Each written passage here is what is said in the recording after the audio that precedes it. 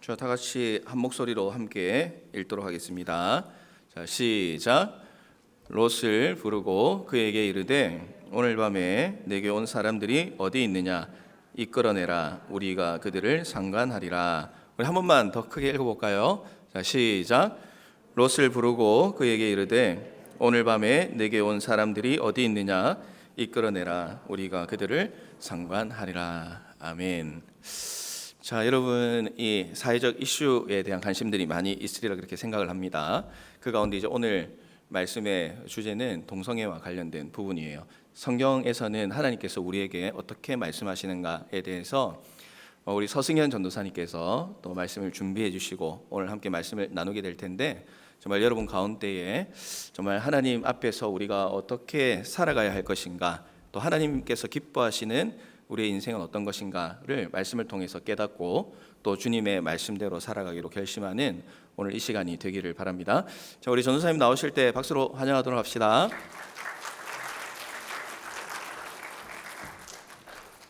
여러분 안녕하셨어요? 오래간만에 뵙죠? 이렇게 뒤에서 찬양 따라 불렀는데 저도 청년의 때가 있었잖아요. 그리고 이제 이런 정도의 이제 교회에서 청년부를 보냈었거든요. 그래서 그때를 가만히 회상하니까 나는 그때 뭐 하고 있었나 생각해 보니까 이제 38년 전이거든요. 이제 그때 저는 성가대에서 늘 성가대를 오랫동안 했었어요. 1부 성가대를 하고 1부 때, 2부 때는 중고등부 교사를 하고 이제 3부 때 청년부 모임을 하고 나서 이후로 청년부 또 소그룹 모임을 하고 뭐 그 외에 또 이렇게 해서 집에 들어가면 뭐 저녁 6시, 7시 되고 했었던 것 같아요. 예배는 청년부 예배는 항상 저렇게 맨 뒤에서 드렸거든요. 그러니까 저 중에 이제 서승현 전도사가 있는 거예요. 항상 저쪽에 어디서 예배를 드렸었죠. 이제 그런 생각이 나면서 야, 참 하나님 감사하다. 참 여러 가지 일들이 많았는데 인생에서 참 하나님께서 말씀으로 나를 이렇게 이끌어 주시고 보존하시고 살려 주셨구나. 근데 저희 때 이슈가 있었어요. 저희 때 이슈는 민주화라고, 여러분 뭐 지금은 그런 것이 이슈가 안 되는데 민주화.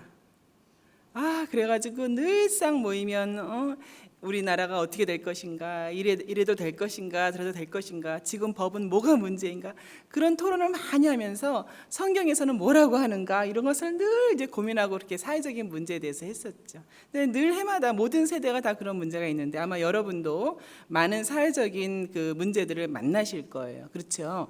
여러분이 보는 성경은 나를 보는 거울이에요. 성경을 통해서 나 자신을 봐야 되잖아요.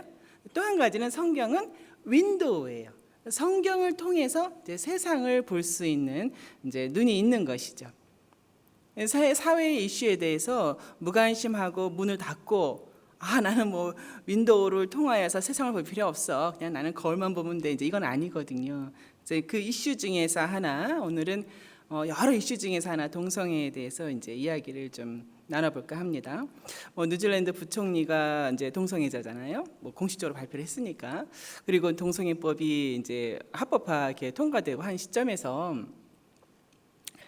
다 잊혀져 갈 수 있는데 또 성경이 말하고 하는 것을 우리가 들어야 되지 않겠는가. 그리고 어쩌면 사회가 그렇다 보니까 예전에는 그런 거를 뭐 이렇게 동성애에 대해서 성경이 뭐라고 하는가에 대해서 그렇게 관심이 없어도 그냥 뭐 사회 전체가 이제 그렇게 나갔으니까 괜찮았는데 지금 이제 동성애법이 됐잖아요. 그러니까 여기 뭐 교사이신 분들 계신가? 그럼 학교 교사 동료 중에 있잖아요, 그죠? 그리고 뭐 여러 군데서 만나잖아요. 그러니까 여러분의 어떤 견해가 이렇게 무슨 가치관이죠. 성경적 가치관이 이제 바로 세워져 있어야 하는 것이죠. 깨어 있는 지성인이죠. 이제 우리 아까 봤던 그 본문에서는 롯이라고 하는 사람이 나옵니다. 롯, 영어로는 LOT라고 합니다. 롯은 누군가의 조카입니다. 성경에서 많이 나오는 인물의 조카예요. 누구죠? 아브라함의 조카입니다. 롯의 아버지 하란인데요. 이제 일찍 죽었어요. 그래서 작은 아버지인 아브라함의 마치 아들처럼 이제 그렇게 있었죠. 바벨론 우르 땅에서 아브라함이 떠날 때에 그때에 같이 이 아브라함을 따라온 사람이 이제 롯입니다. 그때부터 함께 했었던 것인데요. 가나안 땅에 들어와서 하나님께서 복을 주셔서 이제 아브라함과 롯, 뭐 비즈니스가 엄청나게 번창했어요. 너무 번창해서 이 패밀리 비즈니스가 너무 늘어나다 보니까 안 되겠는 거예요. 왜냐하면 이제 많은 목자들이 서로 이렇게 좀 다툼이 일어나고 했었던 일이 생긴 거죠. 그러니까 하는 수 없이 그냥 아브라함은 아브라함대로, 롯은 롯대로 이렇게 좀 넓은 지경으로 가게 됐습니다. 그때에 이제 롯이 선택한 곳이 바로 이제 소돔과 고모라였습니다. 물이 많고 굉장히 이제 비옥한 땅이었죠. 사진에서 보면은 사해 바다가 중간에 좀 파랗게 보이고요. 이제 그거보다 제가 볼 때는 오른쪽이거든요. 이제 그쪽에 소돔과 고모라라고 추정이 됩니다. 왜냐하면은 이제 지금은 저 곳을 찾을 수가 없어요. 지금 사진 보여주시면 너무 이제 황폐한 거거든요. 황폐한 사진으로 한번 보여주세요. 아무도 살지 않기 때문에 뭐 여기가 소돔이다, 여기가 아니다, 뭐 할 그런 게 없어요. 근데 완전히 사람이 살 수 없는 그런 황무지라고 하거든요. 이제 그렇게 됐었죠. 저것이 그냥 자연 현상에 의하여서 그리 되었는가? 그렇지 않다는 것이죠. 하나님의 불심판을 받아 그 비옥했던 땅이 저렇게 황무지가 된 것입니다. 불심판에 대한 기록은 정확하게 나와 있습니다. 하늘로부터 유황과 불이 소돔과 고모라에 비같이 내렸대요. 비같이 엄청나게 쏟아진 거죠. 거기 있는 거주민과 땅에 난 모든 것을 다 엎어서 멸하셨다라고 된 것입니다. 이제 그날이 소돔과 고모라의 최후의 날이 된 것입니다. 이제 뭐 유황과 뭐 불이 쏟아졌으니 모든 것이 다 뭐 불바다가 되면서 더 이상 생명체가 살 수 없는 땅이 된 것이죠. 그렇게 물도 많고 비옥했던 소돔과 고모라가 왜 하나님께 불심판을 받은 것인가? 그 이유를 살펴볼 이유가 있습니다.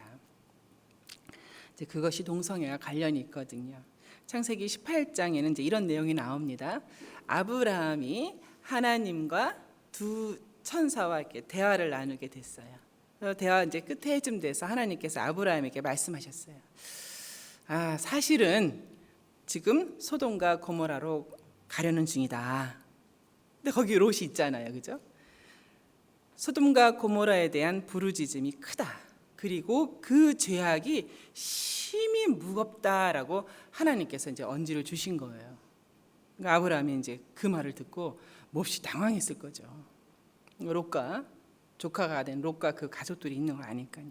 그래서 이제 요청하는 거예요. 하나님, 그 성에 자비를 이제 베풀어 달라고 하면서 그 성에 만일 의인이 50명이 있다면 그 의인 50명과 악인을 한꺼번에 멸하시겠냐고. 그건 아니지 않냐고. 성경 구절에 그것은 부당하다고 이제 이렇게 아브라함이 이제 막 간청하는 거예요. 하나님, 심판하시는 이는 정의에 따라 행하시지 않냐고. 그러니 의인 50명을 찾으시면 그래도 멸하시겠냐고. 근데 하나님께서 말씀하시는 거예요. 그래, 내가 만일 그 성에서 의인 50명을 찾으면 그들로 말미암아 심판하지 않겠다. 근데 아브라함이 좀 불안했던 것 같아요. 그래서 어떻게 했죠? 5명이 부족한 45명을 발견하시면 그때도 심판하시겠냐고. 하나님께서 아브라함의 마음을 아시죠? 그래, 알겠다고. 내가 만일 의인 45명을 발견하면 찾으면 그들로 말미암아서 심판을 이제 물리치겠다. 굉장히 큰 성읍이었어요. 소돔과 고모라 많은 사람들이 모여들었어요. 거기서 의인 45명 뭐 있을 수 있죠. 그죠? 우리 청년부로 이야기하자면 뭐 한 4-5개 목장되는 인원일 거잖아요. 그죠? 근데 이제 아브라함이 불안한 거예요. 예, 그 소돔과 고모라 그 성의 그 죄악상을 뭐 하나님만 알고 계시겠어요? 그냥 온 사방군데 다 이제 소문이 난 이제 그런 곳이었죠. 그러니까 아브라함이 계속 숫자를 낮춰간 거예요. 계속 낮춰가다가 이제 맨 마지막에는 10명의 의인을 찾으신다면 그때는 어떻게 하시겠냐 하는 거예요. 이제 간청하는 거죠. 하나님께서 그래, 알겠다고. 내가 만일 10명의 의인을 찾으면 그들로 말미암아 그 성을 멸하지 않겠다고 하셨어요. 이제 그래서 하나님께서 두 천사를 소돔과 고모라 성으로 이제 보낸 거예요. 정말 그 죄악상이 그리한가 그 실태를 이제 파악하라고 한 것이죠. 과연 두 천사가 소돔과 고모라 성에서 의인 10명을 찾을 것인지 아니면 하나님의 말씀대로 그 죄악이 심히 무겁다 하는 것을 확인하게 될 것인지 이제 그것이 남은 것이죠. 이제 그렇게 해서 소돔성에 도착한 두 천사를 마침 이제 롯이 발견하는 거예요. 사람의 모습으로 있었죠. 그래서 롯이 이 밤에 거리에서 이렇게 밤을 새시면 안 된다고 들어오시라고 강권을 해가지고 집으로 이제 들어오시라고 한 거예요. 식사를 잘 대접하고 잠자리에 들 때쯤에 이제 그때 일이 터진 거죠. 창세기 이제 그 19장 4절 5절까지 온 건데요. 그들이 이제 천사들이죠. 눕기 전에 그 성 사람 곧 소돔 백성들이 노소를 막론하고 그 젊은 사람이나 뭐 저기 성경 그 영어 구절에서 보면 늙은 사람이나 다 모여든 거예요. 그래서 그 집을 에워싼 거예요. 얼마나 무섭겠어요. 그 집을 다 에워싸고 있으니 뭐 그리고 롯을 부른 것이죠. 롯을 부르면서 그에게 말한 것이죠. 오늘 밤에 너에게 온 사람들이 어디 있느냐. 온 것을 알고 있는 거예요. 이끌어내라. 우리가 그들과 상관하리라. 거기서 그들과 상관한다는 게 무슨 뜻인지는 여러분 그 영어 버전을 보시면 금방 아실 거예요. 그러자고 소돔성에 멀고 뭐 가까운 데서 노소가 다 모여든 거예요. 참 여러분 설마 하시죠? 예, 그 설마 하는 일이 이제 이렇게 있었습니다. 롯이 안 된다고 했지만 그것을 막지 못했죠. 막지 못하고 오히려 막 롯을 치려들고 막 문을 부수려고 드니까 그 집안에 있던 두 천사가 얼른 롯을 집 안으로 들어오게 하고 거기 모여서 막 그 위협하는 사람들의 눈을 멀게 해서 이 집의 문이 어디 있는가 찾지 못하게 했죠. 천사가 아니었으면 뭐 문을 부시고 들어와서 완전히 폭력적으로 본인이 원하고 있는 일을 다 이루었을 거예요. 결국은 천사의 손에 이끌려서 롯과 롯의 아내 그리고 두 딸이 이제 소돔성을 빠져나가서 이제 피하게 되죠. 그리고 그때에 아까 말씀드린 유황과 불이 하늘에서 비처럼 쏟아져 내렸다. 거기 본문 좀 보여주시죠. 그렇게 나왔죠. 비같이 내려서 결국은 그 성과 온들의 그 성에 거주하는 모든 백성과 땅에 난 것을 다 엎어서 멸하셨습니다. 네, 지금 말씀드렸잖아요, 그죠? 이것이 자연 현상에 의하여서 소돔과 고모라가 어떻게 하다 보니까 저렇게 뭐 황무지가 된 것이 아니라 하나님의 의도하에 불과 유황으로 심판하신 거라고 했잖아요. 무엇 때문에? 그 죄악생 때문에. 그러면 동일하신 하나님께서 지금 똑같은 거잖아요, 그죠? 지금도 그 죄악이 그때는 죄악이고 지금은 죄가 아니라고 말할 수 없는 거잖아요. 오늘날에 소돔과 고모라가 있는 것이죠. 자, 그렇습니다. 오늘날에도 이같이 심판을 받을 소돔과 고모라가 있는 것이다. 그래서 성경에서 소돔과 고모라 상의 이 에피소드를 적어서 거울 삼으라고 한 것이죠. 소돔과 천사들이 직접 겪은 죄악상은 동성애와 관련이 있습니다. 우리 본문에서 읽었죠. 이 동성애라고 하는 말이 이제 소돔이라고 하는 말도 동성애라는 말이죠. 그죠? 이 소돔이라고 하는 말이 소돔성의 그 소돔 도시에서 나온 말입니다. 그 소돔에 대한 정의는 이제 여러분 보시는 것과 같습니다. 물론 이 동성애만이 하나님께서 소돔과 고모라를 멸망시킨 유일한 이유는 아니에요. 그의 죄악상이 무거운 것 중에서 이 천사가 직접 겪은 것을 기록한 것이죠. 천사가 직접 이제 목격하고 겪을 뻔했었던 일인 것이죠. 또 당시에는 소돔과 고모라에만 동성애가 있었던 것은 아닙니다. 많은 당시에 그 사람들이 동성애를 그렇게 탐닉하고 있었어요. 유다서 7절에는 이렇게 되어 있어요. 소돔과 고모라와 그 이웃 도시들 그렇게 이야기했죠. 그들과 같은 행동으로 음란하여 다른 육체를 따라가다가 영원한 불의 형벌을 받음으로 무엇이 되었다? 거울이 되었느니라. 그래서 신약 시대까지 그것이 거울이 되어서 온 것이었죠. They serve as an example. example이 된 것이죠. 그러니까 그 example을 우리도 이제 잘 통하여서 알 필요가 있는 것입니다. 그렇습니다. 소돔과 고모라는 하나님께서 동성애를 어떻게 생각하시는지에 대해서 알 수 있는 아주 중요한 example입니다. 만약에 여러분이 그때 소돔과 고모라 성을 여행을 갔다면 무엇을 보시게 됐을까? 근데 제가 한번 생각을 해봤어요. 아니면은 다 소문해서 거기 너무 위험해, 가지 마. 특히 밤에는 더 위험해. 아는 사람이 있으면 갈까? 가면 안 돼. 하고 소문이 났을 수도 있는데요. 여러분이 이제 소돔과 고모라 상에 거기 갔으면 아마 이런 거를 보셨을 것 같아요. 왜냐하면 이제 그 당시 원시 종교, 지금 우리가 원시 종교라고 부르는데 그 종교가 이제 그 음란함이 같이 이렇게 섞여 있거든요. 이제 지금으로는 힌두교가 원시 종교에 포함됩니다. 여러분 힌두교인 나라나 도시 가보셨어요? 여러분 카트만두가 어디 있죠? 카트만두? 내가 아까 좀 누구한테 물어봤더니 타카푸나에 있다, 알바니에 있다 그러는. 아주 재밌었어요. 그래서 카트만두가 이제 네팔의 수도잖아요. 그래서 카트만두에 오래전에 단기 선교로 갈 일이 있었어요. 제가 어린 사역을 하기 때문에 그 단기 사역, 큰 단기 사역에 그 어린이들 맡아서 갔었어요. 가가지고 깜짝 놀랐어요. 어린아이들을 이제 전도하고 막 하려고 했는데 그 아이들이 사는 그 도시에 내가 아주 너무 놀라버렸어요. 사진 몇 장 좀 이렇게 쭉쭉 보내주시면 돼요. 저런 모습들이, 저건 제가 직접 찍은 것은 아니에요. 이제 그 다음 사진 좀 보여주세요.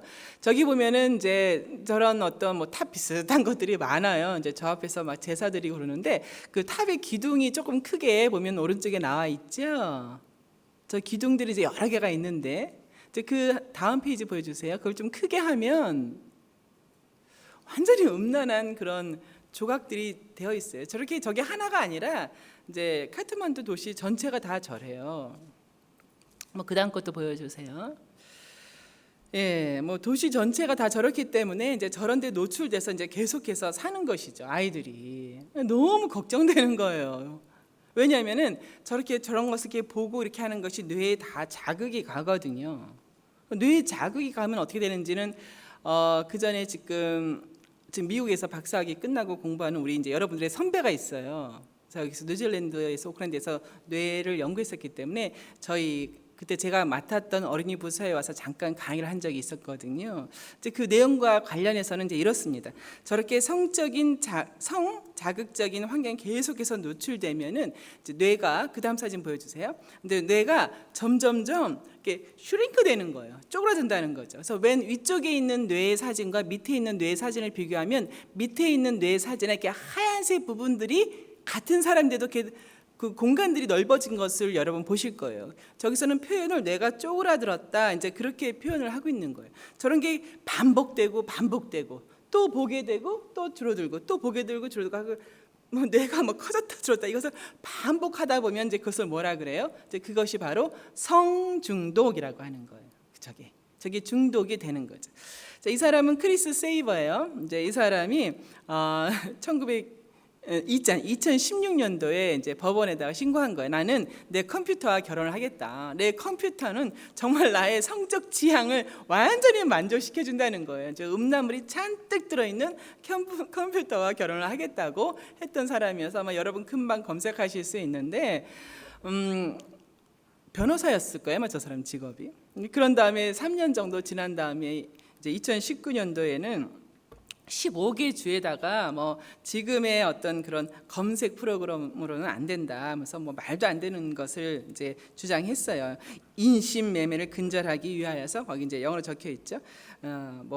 포르노 필터 프로그램 혹은 법안을 통과시켜야 된다고 했는데 말도 안 되는 그 정황을 쭉 보니까 이제 말도 안 되는 것이었더라고요. 자기의 성적 지향과 딱 맞는다는 거예요. 그 음란물이 잔뜩 들어있는 노트북이 결혼시켜 달라는 거예요. 자기 아내가 되게 해달라는 거였죠. 개인적인 성적 지형을 인정해달라, 이제 이런 맥락 중에 하나입니다. 성적 성향의 이제 권리를 인정해달라, 결혼하겠다. 근데 여러분은 어떻게 생각하세요? 여러분 청년 때는 순수하셔서 잘 안 그러실 수 있는데요. 이 성향이라고 하는 거, 사람마다 성향이 있잖아요, 그죠? 저도 성향이 있어요. 근데 제 성향 중에서 많은 부분은 정말 비성경적이에요. 어떤 거는 죄예요. 제 성향 중에 있어요. 그렇게 타고났어요, 저는. 그래서 하나님 말씀이 아니었다면 저는 얼마든지 세상 사람으로, 타락한 사람으로 즐기고 놀고 같이 어울리고 할 수 있었던 사람이에요. 하나님 말씀이 없었으면. 근데 하나님께서 그것은 죄다, 그것은 타락이다 라고 말씀해 주시니까 내 성향 중에 그러그러한 부분은 죄구나라고 제가 알았던 거죠. 여러분은 안 그러세요? 여러분 청년 때는 잘 안 그러시나요? 그래서 저는 알게 된 거예요. 여러분 성향이요, 성향 중에 많은 부분은 우리가 죄인으로 태어났잖아요. 죄성을 갖고 태어났잖아요. 여러분의 성향을 필터링 하셔야 되는 거죠. 여러분의 성향이 이것이 하나님 보시기에 기뻐하는 성향인가 아닌가 거울로 들여다봐야 되는 것이죠. 그렇습니다. 그 성향이라는 거 너무 믿으면 안 됩니다. 우리에게 타락한 죄된 성향이 있죠. 누구에게나, 우리 모두에게 다 있습니다. 그렇기 때문에 이런 동성애적인 지향, 성적 지향에 대해서 성경에서 지속적으로 말하고 있는 것이죠. 동성애에 대한 직접적인 언급은 12구절 정도 되어 있습니다. 구약에도 있고 신약에도 있어요. 이제 구약에서는 레위기에서 이제 아주 적나라하게 말을 하고 있죠. 레위기 18장 22절 말씀에 너는 여자와 교합함 같이 남자와 교합하지 말라. 이는 가증한 일이라. 20장 13절 누구든지 여인과 교합하든 남자와 교합함은 둘 다 가증한 일을 행함인즉 어떻게 하래요? 반드시 죽일지. 그 피가 자기에게로 돌아가리라. 신명기에도 이제 그런 말씀이 있었습니다. 이스라엘 여자 중에 창기가 있지 못할 것이다. 이스라엘 남자 중에 미동이 있지 못할지니. 미동이 무엇인지는 이제 밑에 설명이 돼 있을 거예요. 창기의 번동과 개 같은 자의 소득은 아무 소원하는 일로든지 내 하나님 여호와의 전에 가져오지 말라. 이 둘은 다 내 하나님 여호와께 이제 가증한 것임이라 이제 되어 있습니다. 그 이후에 열왕기상 14장 24절에서도 남색하는 자 이제 그런 표현들이 다 동성애를 뜻하는 거예요. 남자끼리 하는 이제 성행위를 이제 뜻하는 거죠. 신약 성경에서도 계속됩니다. 여러분 중에서는 아마 이러시는 분이 있을 거예요. 그 성향이라고 하는 거, 성적 지향, 섹스 오리엔테이션이라고 하잖아요, 그죠? 그게 뭐 죄냐? 개인 성향인데 커피를 마셔도 다 성향대로 마시지 않는가. 아까 1, 2, 3부 예배할 때 우리 김지영 목사님께서는 민트맛 초콜릿과 반민초 다 성향이 아니냐. 여러분 잘 모르시죠? 아세요? 나는 그 말 듣고 막 외워야지 했는데 민트 맛이 나는 초콜릿 파가 있고 그 치약 같은 어떻게 민트 맛이 나는 초콜릿을 먹는가. 나는 반민초 파다. 그렇다는 이제 개인 성향이라는 거예요. 그렇듯이 성적 지향도 개인 성향이라는 개인 성향인데 그걸 갖고 하냐는 것이죠. 그렇습니다. 그런저런 이유로 해서 동성애법이 이제 제정되어 가고 있는 것이죠.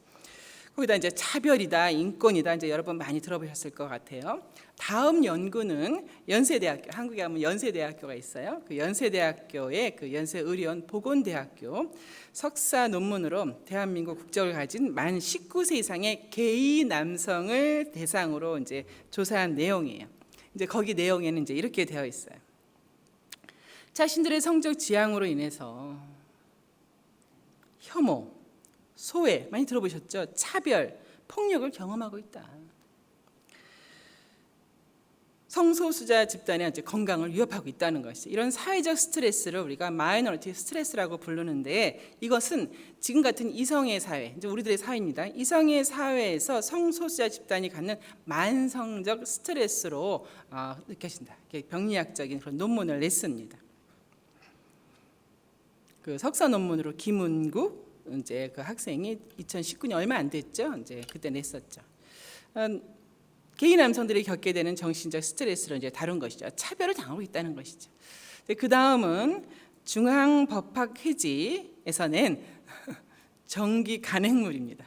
이제 거기에는 뭐라고 되어 있냐면 성적 지향과 성 정체성이 다른 성소수자에 대한 차별금지법 제정은 그들의 인권이란 말이 나왔죠. Human Rights를 보호하고 실질적인 평등, Practical Equality를 실현하는 출발점이 될 것이다라고 해서 법학회에 이제 나왔습니다. 인권과 평등 측면에서 보면은 동성애를 합법화해야 된다는 것이죠. 그런데 여러분, 뭐가 문제죠?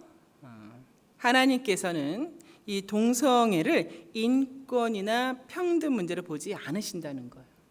하나님은 그렇게 보지 않으셔요. 하나님께서는 동성애를 인권이나 평등의 문제로 보지 않으신다. 무엇으로 보시는가? 육신의 욕심이다. 부끄러운 욕심이다. 이게 하나님께서 보시는 동성애라는 거예요. 뭐 어쩌겠어요. 하나님이 그렇게 보시는데. 그러므로 하나님 말씀에 비추어서 볼 때에 동성애법의 실체는 다음과 같습니다. 첫 번째, 동성애법의 실체는 부끄러운 정욕을 더 이상 부끄러운 것으로 말하지 말아달라. 그렇게 말하지 말아달라는 것이에요. 그런 사회적 분위기가 싫다는 거예요. 로마서 1장 26절에 뭐라고 되어 있습니까? 이 때문에 하나님께서 그들을 부끄러운 욕심에 내버려 두셨으니 곧 그들의 여자들로 순리대로 쓸 것을 바꾸어 영리로 쓰며. 이거 부끄러운 욕심이라는 거예요. 그와 같이 남자들도 순리대로 여자 쓰기를 버리고 서로 향하여 음욕이 부릴 듯하며 남자가 남자와 더불어 부끄러운 일을 행하여 그들의 그릇 때문에 상당한 보응을 그들 자신이 받았나니. 하나님은 동성애를 이렇게 본다는 거예요. 사람은 동성애를 요즘 인권으로 보고 또 평등으로 보는데, 평등 이슈로 보는데 이제 그렇다는 것이죠.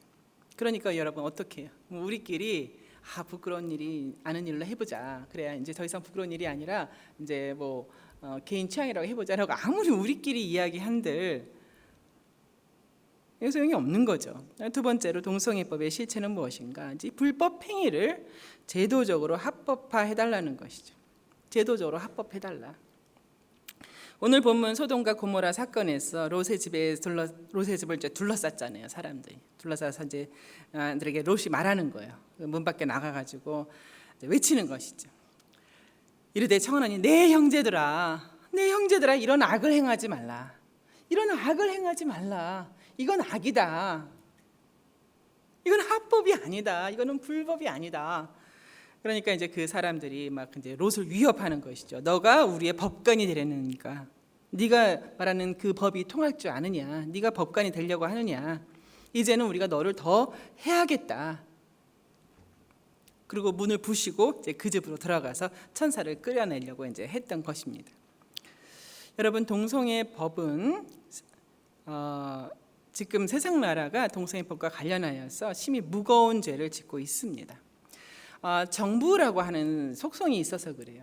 정부라고 하는 것은 지금의 세계적인 추세는 정부가 작은 정부를 추구하고 있어요.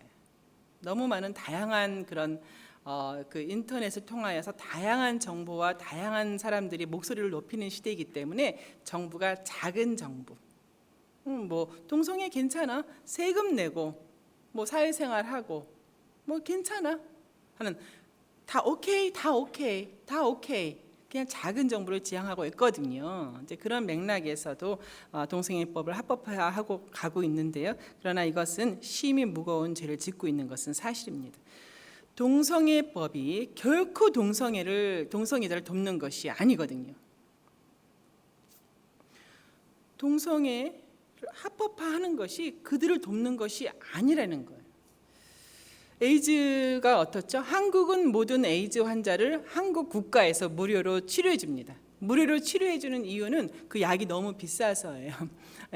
에이즈 한 명 치료하는데 6억 이상 들거든요. 그러니까 개인이 부담할 수가 없는 거예요. 그러니까 치료를 포기하고 죽어가기 때문에 국가에서 다 부담하고 있지요. 그래서 한국에서는 동성애법을 합법하면 안 된다라고 더 목소리를 높이는 이유는 그 중에 하나예요. 동성애법을 합법화해버리면 더 많은 에이즈 환자가 나올 것이고 그것을 더 많은 국가 예산을 들여서 치료해야 되기 때문에 이게 이제 자가당착이라고 하거든요. 그걸 어떻게 감당할 것이냐는 것이죠. 뭐 치료 비용만이 아니죠. 그 젊은 사람들이 그 생을 병에 그냥 그렇게 들어서 전 생에 뭐 생명까지도 잃잖아요. 그 생명 뭐 값으로 뭐 측정할 수 없는 것이죠. 동성애 합법화 해놨을 때에 그로 인하여서 뭐 무지함으로 인하여서 그래서는 안 되지만 에이즈에 걸려가는 그런 생명에 대해서는 국가가 보장하지 않지 않습니까? 그 생명 살려놓지 못하잖아요, 그렇죠? 이런저런 이유로 이런 병리학적인 이유로도 금지되어 있습니다. 근데 지금 뭐 또 데모가 심하죠. 군대 내에서 동성애 처벌 금지법을 이제 하고 있습니다. 이제 군대라고 하는 것은 이제 위계 질서잖아요, 그죠? 예, 위계 질서가 있는 곳인데 그런 데서 이제 성폭력이 좀 많았어요. 뭐 군대나 직장에서 그 위계 질서를 이용한 이제 어떤 성폭력이죠. 이제 그런 게 많았었는데 분명한 것은 이제 군형법에 그렇게 되어 있어요. 이제 그 군인이나 군인에 준하는 자는 학문 선교나 그 밖에 추행을 한 사람은 2년 이하의 징역에 처한다. 근데 이제 저 법을 이제 금지시켜 달라는 거예요. 뭐 자발적인 뭐 동성애가 있을 수 있다는 거죠. 그건 뭐 억울하다고 하는 거예요. 근데 여러분 참 그 군대라고 하는 그런 곳에서 뭐 자발적이다 참 이런 것을 자발적인지 비자발적인지 참 이것을 판단하는 것도 굉장히 어렵지만 성경은 자발적이든 비자발적이든 간에 저거는 죄라고 말을 하고 있거든요. 근데 최근에 또 이런 예가 있었어요. 두 여성이 이제 부부로서 혼인 신고를 했어요. 그랬더니 이제 그거가 기각됐죠. 한국은 안 된다. 또 여자가 같이 부부로서 이렇게 혼인 그거를 해줄 수가 없다. 메리지 서티피케이트를 만들어줄 수가 없다 한 거예요. 그랬더니 이제 난리가 난 거죠. 그래서 왜 그렇게 부부로 혼인 신고를 하려고 하냐 했더니 직장 회사를 다니는데 회사에서 들어주는 건강보험이 있는 거예요. 메디컬 인슈런스가 있는 거예요. 근데 그 회사에서 들어주는 건강보험에 내 배우자도 같이 그 혜택을 받을 수가 있는 거예요. 그 배우자야 되는 거예요. 그러니까 배우자를 내면 혼인신고가 돼야 된다. 그러니까 혼인신고를 받아달라 이렇게 된 거예요. 근데 여러분 가만히 생각해 보세요. 이게 그 회사에서 들어주는 건강보험법의 문제지 이게 어떻게 혼인신고법의 문제냐고요. 차별이다. 내가 차별을 당하고 있다. 이제 이렇게 돼서 뭐 또 이슈가 되고 막 그렇게 한 것이죠. 그러니까 동성 혼인을 합법화해라. 이제 이렇게 되고 있는 이제 그런 시점. 여러분, 그 세상 법이라고 하는 것은 인권 위에 세워졌어요. 인권이라고 하는 것은 지금 모든 사람마다 주장하는 인권이 다 달라요. 그래서 인권 위에 세워진 세상 법은 절대적일 수가 없어요. 완벽할 수가 없어요. 계속해서 문제가 일어날 거예요. 이제 동성끼리의 결혼, 혼인 이제 이렇게 합법화하고 나면 이제 어린 아기하고도 결혼하겠다. 나의 성적 지향이 그렇다. 뭐 이제 계속해서 많은 문제들이 일어날 것이에요. 불법 행위를 합법화 해달라고 하는 것이죠. 자, 이것에 대해서 성경이 뭐라고 말을 하고 있는가? 성경에서는 딱 이제 이렇게 한마디로 말하고 있어요. 미련한 마음이 어두워졌다. Their foolish heart are darkened. 어두워졌다. 로마서 1장 21절 말씀이죠. 하나님을 알되 하나님을 영화롭게도 아니하며 감사하지도 아니하고 오히려 그 생각이 허망하여지며 미련한 마음이 어두워졌나니. 이것은 남의 이야기를 하는 것이 아니에요. 저도 마찬가지였던 거. 아까 제가 말씀드렸잖아요. 저의 성향 중에서 성경이 아니었다면 얼마든지 어두움의 세상으로 들어갈 만한 많은 성향들이 제 안에 있어요. 절제하는 것이죠. 말씀에 비춰서 절제하고 자제하는 것이죠. 그래서 또 어떤 경우는 영적 전쟁이라고도 하잖아요. 허망한 생각들과 미련한 마음들로 인한 죄에 대해서는 그 사도 바울이 지금 로마에 있는 그 동성애만 말하고 있는 것은 아니었어요. 많은 것들이 허망한 생각들이라고 하는 거예요. 꼭 동성애만 죄다. 이제 그건 아닌 거예요. 이제 29절, 30절, 31절에 계속되고 있어요. 여러분도 제가 말씀드리면 그것이 허망한 생각이고 미련한 생각이구나 할 거예요. 다 동의하실걸요. 불의함, 추악함, 탐욕, 악의, 살인, 분쟁, 사기, 악독, 수군수군하는 자, 비방하는 자, 하나님을 미워하는 자, 교만한 자, 자랑하는 자, 우매한 자, 배약하는 자, 이런 것이 동성애와 함께 같이 나와 있는 그 죄악상인 거예요. 그러면 동성애를 합법해달라고 하면 이 모든 거 다 합법화해야 되는 거예요? 아닐 거 아니에요, 그죠? 근데 그 많은 그 죄들 중에서 왜 동성애는 합법화해달라고 이것은 그냥 그대로 둔다는 말이 안 되는 거죠, 그죠? 그렇습니다. 게다가 우리들끼리 합법화한다고 해서 하나님 앞에서도 그러한 불법 행위가 합법화가 되겠어요? 우리들끼리 해서 될 문제가 아니라는 거예요. 결론적으로 동성애법의 실체는 오늘 본문 구절이 잘 말해주고 있어요. 우리에게로 이끌어내라. 우리가 그들과 상관하겠다.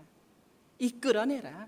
처벌하지 말고 차별하지 말고 합법화해서 초등학교, 중학교, 고등학교에서도 동성애 선교를 가르치고 어떻게 하는 건지, 동성애자들도 아이를 입양해서 엄마들이 애를 키우든 아빠들이 애를 키우든 할 수 있게 해주고,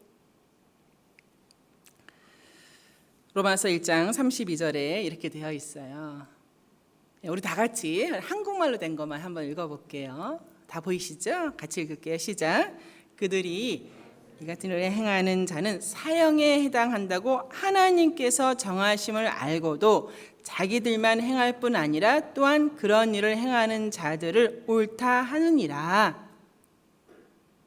자기들만 행할 뿐 아니라 또한 그런 일을 행하는 자들을 옳다 하느니라. 근데 저는 정확히 말하면 초등학교 5학년 때부터 대학원 때까지 여자들만 있는 세상에서 살았어요. 저주받은 인생이죠. 초등학교 5학년, 6학년, 중학교 1, 2, 3, 고등학교 1, 2, 3, 대학교 4년, 대학원 2년. 어떻게 하다 보니까 그렇게 됐어요. 그렇게 될 줄 몰랐죠. 저 까딱하다면 결혼 못할 뻔했어요, 진짜. 그런데 여자들끼리만 있다 보니까, 그리고 여러분 보기에 제가 좀 보이시한 게 있죠. 안 그래요? 이쁘진 않잖아요, 그죠? 남자답게 생겼나요? 그래서 이제 그렇게 보이시한 여자들을 좋아하는 여자들이 있어요. 네, 의지하고 마음을 의지하고 또 뭐 다른 사람하고 이렇게 다른 친구들하고 친하면 막 질투하고 시기하고. 제 기억에도 고등학교 때 한두 명 있었고 대학교 때도 한두 명 있었어요. 그렇게 되는 분위기가 생겨요. 조사에 의하면 여자들끼리 있는 어떤 운동 선수들의 그 팀들 있잖아요. 그럼 계속해서 같이 이렇게 숙식을 같이 이렇게 하면서 내내 연습을 하자. 그런 데서도 동성애가 발생할 확률이 크대요. 너무 여자끼리 있으니까, 혹은 군대처럼 너무 남자끼리 있으니까. 뭐 그럴 수 있어요. 그러나 그렇게 됐을 때는 우정으로 끝나야지. 그런 좋은 우정으로 가야지. 그죠? 거기에 어떤 그 성적인 뭐 매력을 느끼고 그것을 추구하고 하는 것은 이제 아니라는 거죠. 자, 말씀을 맺겠습니다. 동성애에 관한 것은 뭐 저의 지식은 참 짧아요. 다음 그 책들을 여러분에게 소개할게요. 아까 그 보여주신 화면 맞아요. 그 책에서 그 맨 위에 있는 약간 파란색으로 보이는 것은 너는 내 것이라 하는 책이고, 핑크색은 덮으려는 자, 펼치려는 자라는 거예요. 그 옆에 있는 책은 나의 어여쁜 자야라는 책인데요. 저 세 개의 책은 그 김지연이라고 하는 그런 분이 썼어요. 약사예요. 그리고 이렇게 알아보니까 저 대학교 후배더라고요. 한국 대학교 후배예요. 그래서 그분이 약사인데도 저 책을 썼죠. 굉장히 쉽게 썼어요. 여러분 하루에 한 권씩 다 읽을 수 있을 거예요. 그리고 그 옆에 좀 크게 보이는 책은 리처드 리버의 그리스도와 문화. 아주 제목 좋죠. 그리스도와 이제 문화라는 책인데 우리 교회 도서관에서 빌릴 수가 있어요. 도움이 많이 되실 거예요. 성과 관련된 인권은 무엇인가? 성경은 성과 관련된 인권을 아무것도 말하고 있지 않는가? 성과 관련된 인권이라면 성경은 딱 한 가지만 말하고 있죠. 창세기에 말씀하고 있잖아요. 창세기 1장 27절에 하나님이 자기 형상 곧 하나님의 형상대로 사람을 창조하시되 남자와 여자를 창조하시고 남자가 부모를 떠나 그 안에 여자와 합하여 둘이 한 몸을 이룰지다. 이거 외에 성과 관련된 인권이 어디 있어요? 남자의 권리고 여자의 권리죠. 그렇습니다, 여러분. 성과 관련해서는 모든 전 세대에서 이 마음을 다스릴 줄 알아야 돼요. 지금은 어느 때보다도 마음을 절제하는 힘이 이제 필요한 때예요. 여러분 어떤 사람이 강한 사람인지 아세요? 어떤 사람이 강한 사람인가? 자기를 절제하는 사람이 강한 사람이에요. 마음껏 표현하고 나의 성향이 이렇다, 나는 이렇다. 그것을 뭐 마음껏 뭐 다 드러내는 이 뉴에이지적인 그런 사람이 강한 사람이 아니라 자기를 딱 말씀에 비춰서 절제할 수 있는 사람이 이제 강한 사람이죠. 고린도전서 9장 25절에 잘 나와 있어요. 이기기를 다투는 자마다 이제 경기하는 거예요. 경기 시합하는 거예요. 모든 일에 절제한다. 시합을 앞두고 있는 사람들이기 때문에 절제한다는 거예요. 썩을 승리자의 관을 얻고자 하되 우리는 썩지 아니할 것을 얻고자 하니 더욱더 절제할 것이 아니냐. 이제 고린도전서의 말씀이죠. 그렇습니다, 여러분. 우리는 살면서 너무 자기중심적이거든요. 나 중심적이기 때문에 왜곡된 신념, 믿음인데 이게 신념이 돼서 왜곡돼요. 왜곡된 신념. 아, 이게 맞아. 이럴 수 있는 거야. 이렇게 하고 싶어 하는 그런 왜곡된 신념이 이제 신앙이 되지 않도록 굉장히 조심해야 됩니다. 어디까지나 하나님 말씀에 근거해서 나는 동조해주고 싶은데 나는 불쌍해 보이고 나는 그렇게 하고 싶구나. 그건 내 얘기고 성경이 그렇게 말을 하지 않는데 어떡하겠어요. 여러분 주변에 동성애자 있을 수 있어요. 저도 이렇게 건너서 이제 들었어요. 어떻게 해야 돼요? 여러분 사랑해 줘야 돼요. 외롭지 않게 해줘야 돼요. 지구의 남녀가 반반이어도 여러분 만나기 어렵죠? 지금 반반이잖아요. 근데 못 만나신 분들 많잖아요, 여러분. 주말에 할 일 없는 사람들 많죠?